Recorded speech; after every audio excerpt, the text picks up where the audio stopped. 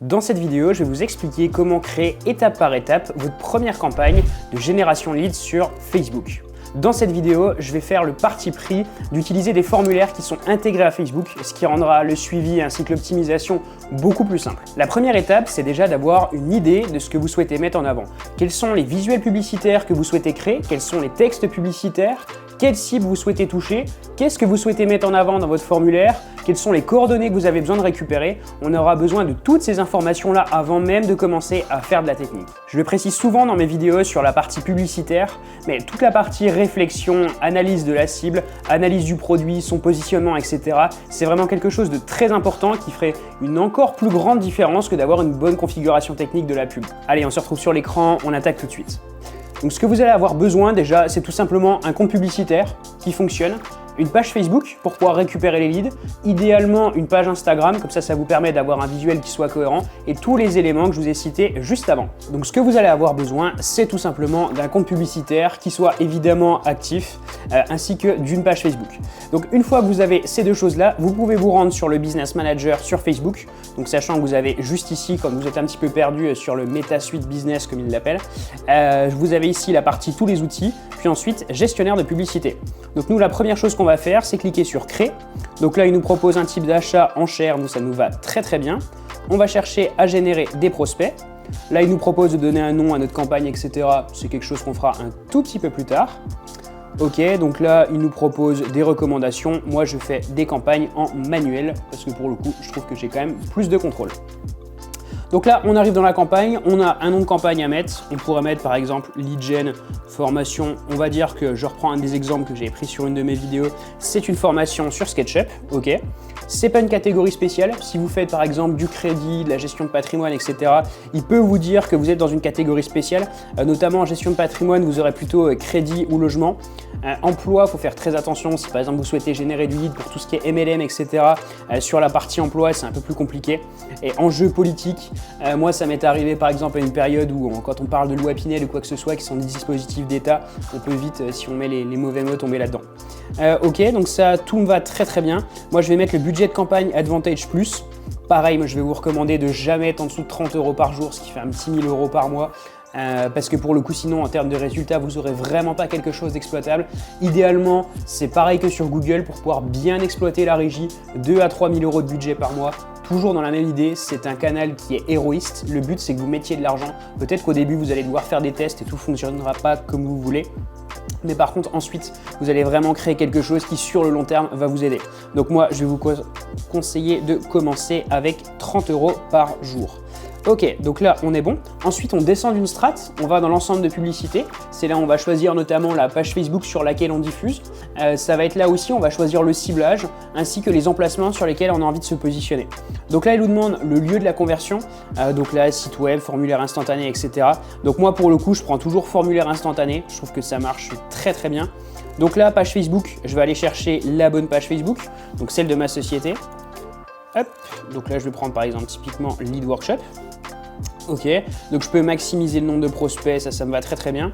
Sachant que vous, si c'est quelque chose que vous n'avez jamais fait avant, Facebook vous demandera de valider les conditions générales par rapport à ça. Donc c'est important à penser. Ok, donc là, nous, tout ce qui est sur cette partie-là, ça m'intéresse pas. Moi, les pubs, en règle générale, le temps qu'elles se valident toutes, je les lance pour le lendemain. Donc ça, c'est quelque chose dont j'ai l'habitude. Donc on a ici une question de contrôle de l'audience. Donc là, nous, contrôle de l'audience. Moi, je mets toujours mes publicités en règle générale à 25 ans au minimum, histoire d'être sûr de vraiment pas avoir trop de problèmes par rapport à ça. Lieu, depuis quelques récentes mises à jour, maintenant, on peut plus choisir des personnes qui soit habitent ici, soit ayant récemment été ici. On est obligé d'inclure les deux. Donc pour le coup, là-dessus, il faut faire confiance à Facebook. Exclure ces audiences personnalisées. Je vais faire une mini aparté par rapport à ça, mais ce que je peux vous conseiller, c'est d'aller dans la section audience. Et dans audience, vous allez pouvoir créer vos propres audiences personnalisées. Pourquoi? Parce qu'en fait, ce qui va être intéressant, là on va faire audience personnalisée, c'est d'aller chercher un fichier de clientèle et en fait vous allez mettre toutes les personnes qui sont déjà sur votre CRM où vous ne souhaitez pas par exemple qu'ils puissent reprendre contact avec vous ou quoi que ce soit. Si c'est une campagne de découverte par exemple pour faire en sorte de vous faire connaître auprès de nouvelles personnes, ça peut être intéressant d'exclure cette audience. Toutes les langues, vu qu'on est en français, ça posera pas de soucis là-dessus. Des suggestions d'audience, j'en mets toujours. Donc là, typiquement, je vais pouvoir choisir l'âge, etc. Donc là, sur de la formation, je sais qu'en règle générale, c'est du financement CPF.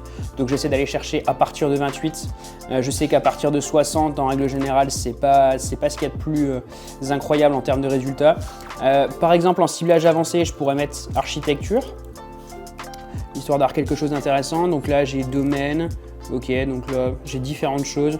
Donc là, moi, j'essaie de mettre des audiences qui soient les plus larges possibles sur Facebook. C'est terminé l'époque où on mettait des toutes petites audiences sur Facebook. Essayez de trouver, en fait, l'idée, c'est que maintenant, vous ciblez et vous faites confiance à Facebook sur la partie mise en avant. Ils ont des algos qui sont extrêmement puissants, bien plus puissants que votre cerveau et sa capacité à essayer de trouver des audiences. Donc, pour le coup, je vous invite à essayer de mettre des petites choses par rapport à ça, mais ne vous focalisez pas trop là-dessus. Sur les placements, moi par défaut, je laisse tous les placements. Quand j'ai des clients ou des fois c'est un petit peu touchy ou quoi que ce soit, je désactive les placements Audience Network parce qu'en règle générale, Audience Network, c'est quand même pas top. Et vous avez aussi la possibilité, si c'est nécessaire, de pouvoir changer les placements. C'est une autre configuration de campagne, mais faire des placements qui soient sur mesure. Donc voilà un petit peu par rapport à ça. Donc là, ça me va très bien. Ensuite ici, donc je vais mettre mon ciblage, donc architecture. Ça va être du 30-60 et c'est une campagne Advantage Plus. Ok. Lead Gen formation SketchUp, je vais mettre formulaire intégré et puis ensuite je peux mettre une date par exemple. Hop, donc là j'ai une date, j'ai tout ce qu'il me faut. Parfait, donc là on est plutôt bien configuré. Donc là j'ai mis du 28, bon allez, on va mettre 30. On n'aura pas une grande différence, donc on va mettre 30. Ok, là on est pleinement bon. Et là on arrive sur la partie configuration publicitaire. Donc là l'idée c'est de tester plusieurs visuels pubs. Moi, je vous invite toujours à avoir plusieurs visuels publicitaires à tester. Idéalement, si vous le pouvez, par exemple, avoir 2 images, une photo, vous pouvez mettre. Vous pouvez faire 1 ou 2 visuels sur Canva, plus une vidéo. Mais je vous conseille vraiment d'avoir plusieurs éléments parce qu'en fait, vous avez vous avez 2 choses qui sont importantes. Vous avez la manière dont vous le dites, donc ça soit par exemple avec un carrousel, avec un visuel statique, avec une photo, avec une vidéo, et vous avez le message que vous souhaitez faire passer. Et l'idée, c'est de trouver le meilleur message à faire passer et la meilleure manière de le faire passer. Donc voilà par rapport à ça. Donc ensuite ici, je vous inviterai à mettre le nom du visuel. Essayez à chaque fois d'avoir un nom de visuel qui soit cohérent. Ensuite, je mets tiret le nom du texte. Je fais toujours en sorte de créer un Google Docs juste avant ou un document de manière générale pour faire en sorte de mettre justement les textes en question. Ça, c'est vraiment très important. Donc là ici j'ai la partie page Facebook que j'ai sélectionnée juste avant, donc je pourrais pas en changer. Le compte Instagram je l'ai pas mis mais j'aurais pu. Donc ici on va mettre image vidéo unique, ce qui va être le cas la plupart du temps. Le carrousel c'est pas un format avec lequel j'ai eu des très bons résultats en génération leads. La publicité multi-annonceur, c'est sur Instagram notamment. Vous avez cette possibilité-là maintenant où vous vous retrouvez à côté d'autres annonceurs. J'ai pas fait énormément de tests sur cette fonctionnalité-là pour être totalement transparent. Mais pour le coup, l'idée d'avoir ma pub à côté potentiellement d'un autre concurrent me plaît pas plus que ça. Donc pour le coup, je vais rester un peu conservateur et je vais enlever cette case. Au niveau du contenu, vous avez du coup le texte principal, le titre, la description ainsi que ce qu'on appelle le call to action, donc l'appel à l'action. Donc on va commencer d'abord par le contenu. Donc moi je vous invite à toujours mettre, personnellement je fais mes visuels sur Canva pour la plupart, sinon Photoshop ou Illustrator quand c'est des choses un petit peu plus travaillées et Premiere Pro quand il y a du montage vidéo à faire. Idéalement, il faudrait que vous ayez 2 types de formats au niveau des visuels. Vous avez des visuels carrés donc qui sont en 1080 par 1080 et vous avez des visuels qui sont en 9/16e. En fait, c'est ce qu'on appelle du format story. Et du coup, ça vous permettra d'avoir justement un format de visuel qui soit adapté à là où vous ciblez. Donc moi, je vais aller chercher l'image qui doit être juste ici. Donc là, je vais l'importer. Donc là, j'ai mes 2 visuels. J'en ai un en format 9/16e et j'ai l'autre en format carré. Donc je vais prendre d'abord toujours le carré. Donc là, il est en train de me l'importer. Ensuite, je vais pouvoir faire suivant. Donc là, je vais remplacer parce que sinon, je vais avoir un espèce de dégradé autour, quelque chose de pas très professionnel pour le coup. Donc là, je vais pouvoir cliquer sur remplacer. Je vais prendre mon autre visuel qui est dans un autre format. Donc hop, j'ai juste à l'importer comme ça. Donc là, il est importé. Là, le résultat de recherche, en règle générale, je le mets pas parce que j'ai pas énormément de diffusion là-dessus. Par contre, sur la partie story et reels, il y a quand même de la diffusion, donc c'est important d'avoir un visuel qui soit bien adapté. Moi, les optimisations, je les laisse par défaut. Le texte principal, comme d'habitude, vous pouvez faire du chat GPT, ça fonctionne très bien. Prenez juste, comme dit juste avant, le temps d'analyser la typologie de clients, vos publicités, etc. pour avoir quelque chose qui soit vraiment cohérent. par rapport à ce que vous souhaitez mettre en avant. Le call to action, donc là vous allez pouvoir choisir celui qui est le plus adapté à votre publicité. Donc typiquement s'inscrire la plupart du temps c'est pas mal. Donc ensuite on va créer, et ça sera la dernière étape, on va créer les formulaires instantanés. Donc là typiquement ici je vais aller cliquer sur créer un formulaire, donc je vais le créer de zéro. Faites en sorte d'avoir une nomenclature, enfin une manière de nommer la chose qui soit cohérente. Donc moi je vais mettre par exemple formulaire test, mais je vous invite à le faire bien. Je mets toujours une date aussi, ça me permet de savoir où j'en suis un petit peu en termes d'organisation. Dans les paramètres, je vais toujours aller mettre le formulaire en français, parce que par défaut sinon il est en anglais, ce qui n'est pas top. En termes de partage, certains vous diront de le mettre en restreint, d'autres en ouvert. En restreint, ça fait en sorte que seules les personnes qui voient la pub peuvent le mettre dessus. Moi, je vais vous raconter une petite expérience, un petit retour que j'avais de la part d'un client qui était dans l'infoprenariat, un truc un petit peu où il y a parfois des personnes qui sont pas très contentes qu'il y ait ce genre de publicité-là, on va dire, qui s'étaient retrouvées en fait à ce que des gens partagent les publicités et mettent plein de mauvaises coordonnées dedans. Donc pour le coup, depuis ce moment-là, je le mets en restreint et en termes de coût par lead, j'ai pas vu d'énormes différences. Donc, on va pouvoir aller sur la partie niveau d'intention élevé. Pourquoi? Parce que ça vous permet d'ajouter une étape de validation, ce qui est très important pour moi. Une image d'arrière-plan, vous pouvez en faire une sur Canva ou quoi que ce soit que vous importez derrière, ça fonctionne plutôt bien. Le message de bienvenue, donc là vous avez juste à écrire un titre qui soit court. Moi ce que je vous conseille c'est faites comme si c'était une page de capture, une landing page, une proposition de valeur qui soit cohérente, comme par exemple demandez le programme de la formation SketchUp ou devenez un pro sur la formation, devenez un pro avec SketchUp en modélisation 3D. Ça par exemple ça peut être intéressant et c'est vraiment orienté bénéfice utilisateur. Vous pourrez mettre un paragraphe, l'idée c'est de mettre un petit peu de réassurance, depuis combien d'années vous êtes dans le domaine, est-ce que vous avez des certifications en particulier, un nombre de clients ou quoi que ce soit. L'idée c'est de mettre un petit peu de réassurance, parce que vu qu'on n'a pas tout ce contenu qu'on a en temps normal sur une page web, l'idée c'est quand même d'essayer de rassurer un peu la personne. Ensuite on va pouvoir mettre des questions. Moi j'ai testé beaucoup de choses sur la partie questions, le fait d'en mettre énormément, très peu. Et en fait j'en suis arrivé à la conclusion qu'avoir un type de formulaire qui était en niveau d'intention élevé avec 2 questions au maximum plus toutes les coordonnées me paraissait être un bon juste milieu en termes de qualité de lead.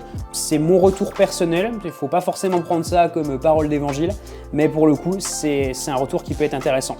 Donc là ici on va déjà changer les noms des champs, parce qu'ici il met nom et prénom en même temps. Moi ce qui m'intéresse c'est quand même pour pouvoir le retravailler en emailing, d'avoir un prénom et un nom sur un champ séparé.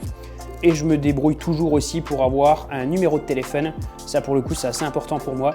Donc je mets ensuite par niveau d'engagement. Donc demander un prénom c'est moins engageant que demander un nom.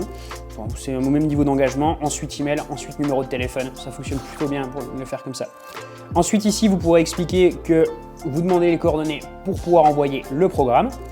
Vous pouvez ajouter aussi des questions. Moi je mets toujours des choix multiples, les réponses courtes, je suis pas très fan. Ça rajoute un peu de friction, peut-être même un peu trop à mon goût. Donc pour le coup j'aime bien faire comme ça. Là vous pouvez poser des questions. C'est intéressant si par exemple vous faites de la pompe à chaleur. Si vous faites de la pompe à chaleur, les personnes qui ne sont pas propriétaires et qui habitent en appartement ne vont pas vous intéresser. Si vous faites de la formation en ligne finançable avec du CPF, ça ne va pas vous intéresser des personnes qui ont travaillé moins de 2 ans.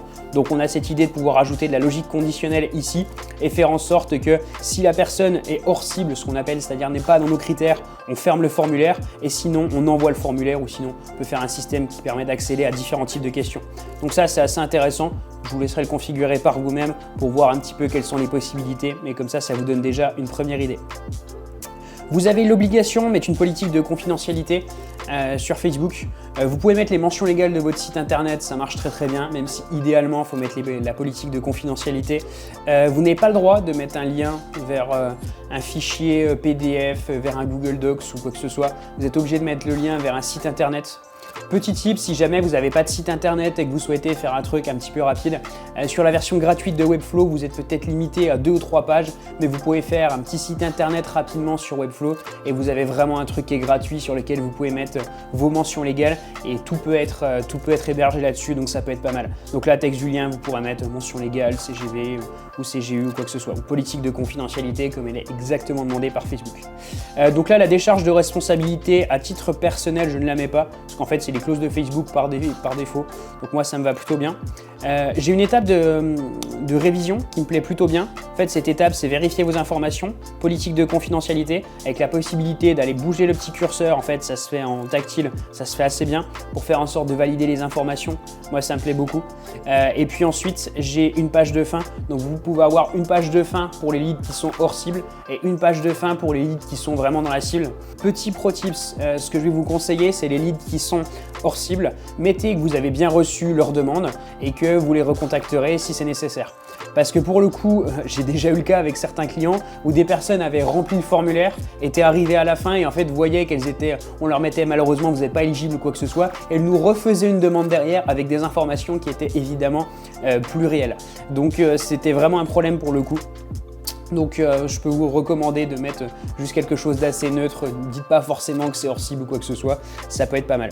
Ensuite vous pouvez mettre un nom de la page de fin. Vous pouvez mettre ensuite un titre aussi, le nom n'apparaîtra pas, mais vous pouvez mettre un titre ici, une description. Donc vous pouvez par exemple faire en sorte que la personne rejoigne un groupe Facebook, s'inscrive à une liste email, réserve un appel ou quoi que ce soit. Vous avez vraiment beaucoup de possibilités par rapport à ça. Ensuite, du coup, vous allez pouvoir faire afficher le site web ou appeler l'entreprise ou voir le fichier. Voir le fichier, par exemple, si c'est pour un organisme de formation où vous proposez de voir le programme. Pour voir un fichier, ça peut être une bonne idée. Moi, personnellement, j'aime beaucoup rediriger sur un site internet, sur une page que je dédie, où par exemple, je leur laisse la possibilité de télécharger le programme et en plus, je leur laisse la possibilité de réserver un appel. Moi, c'est quelque chose qui me convient plutôt bien. Donc, et vous devrez juste donner un nom à votre appel à l'action. Donc là, pour le coup, avec ça, vous allez avoir une bonne configuration. Vous aurez juste à cliquer sur créer le formulaire. Donc là, une fois que vous aurez fait ça, vous serez plutôt bien normalement. Donc tout sera configuré sur cette pub là. Ce que je vous inviterai à faire, c'est aller ici pour dupliquer la publicité. Si par exemple vous avez deux autres publicités à lancer, vous allez tout simplement dupliquer deux fois. Donc là ça va me faire des copies ici qui ont exactement le même texte, le même formulaire, etc. Donc pour le coup ça sera comme ça. Et vous aurez juste à ici supprimer les visuels, à en remettre d'autres en fonction de ce que vous souhaitez mettre. Et pareil au niveau des ensembles de pubs, vous pourrez ici dupliquer assez facilement. Moi ce que je vais vous recommander la plupart du temps en termes de lancement pub, c'est de faire, donc en fait vous avez une seule campagne, vraiment l'idée c'est de tout regrouper dans une seule campagne et d'avoir à peu près trois ciblages publicitaires. Par exemple, moi typiquement là dans le cadre de ce client avec une formation SketchUp, ce que je faisais c'est tout simplement une audience que j'appelle blanche, c'est-à-dire que je mets juste un âge dessus, mais par contre je ne mets pas d'informations autres. Donc en gros, juste ici, le ciblage avancé, vraiment je le désactive et je ne mets rien du tout. Je laisse vraiment Facebook faire. Ça peut être intéressant, on peut avoir des résultats qui sont sympas. Ensuite, je ferai une autre audience où par exemple je mets architecture et quelques autres choses dedans. Et je ferai une dernière audience en prenant le CRM du client, c'est-à-dire que j'extrais toutes les informations qu'a le client. Si par exemple il a 1500 personnes dans sa base prospect, moi vraiment ça m'intéresse. Donc je vais faire en sorte de le télécharger sur Facebook avec la méthode du fichier clientèle que je vous ai montré tout à l'heure pour faire en sorte ensuite de faire une audience similaire. Donc voilà un petit peu par rapport à ça. Audience similaire, c'est quelque chose qui est relativement bien documenté sur Facebook, donc vous n'aurez pas trop de soucis là-dessus. Vous aurez juste en fait à aller sur cette partie créer une audience. Au lieu de vous baser sur une audience personnalisée, ça serait une audience similaire. Et en fait, vous avez juste à choisir une audience déjà existante. Vous pouvez faire quelque chose, par exemple, qui va de 1 à 3% en France. Et ça, pour le coup, ça peut être très intéressant parce que Facebook va être capable de repérer les profils, quels sont leurs points communs et essayer d'aller chercher des personnes qui, dans la population, notamment française ici, se retrouvent dans cette catégorie-là. Donc vraiment, pour le coup, c'est une fonctionnalité qui est très intéressante. Et une fois que vous aurez fait tout ça, vous n'aurez plus qu'à publier. Et voilà, vous avez lancé votre première campagne sur Facebook en génération de prospects.